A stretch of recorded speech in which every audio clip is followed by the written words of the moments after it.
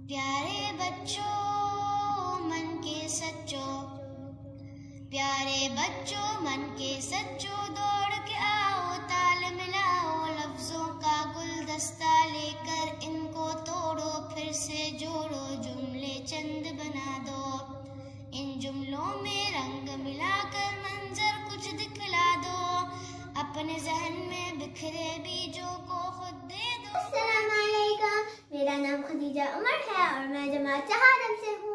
आज मैं आप लोगों के लिए बहुत ही मजे की कहानी लेकर आई हूँ। कहानी का नाम है लालू और आम।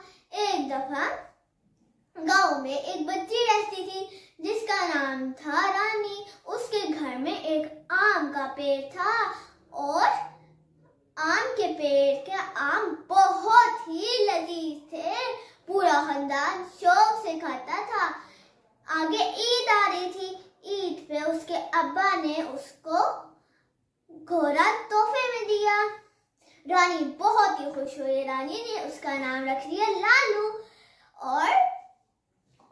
और उसके लिए प्याले में कुछ गंदम के दाने लेकर आई और चम्मच में एक गंदम का दाना लिया और उसके सामने किया तो लालू ने मुंह ही ना खोला।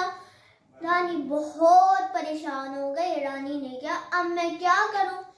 और तो उसने जब देखा लालू का मुसलसल ऊपर आम के पेड़ पे देख रहा था। रानी भागी और उसके लिए पेड़ से आम उतार कर प्याले में सारा रस निकाल के उसको दिया।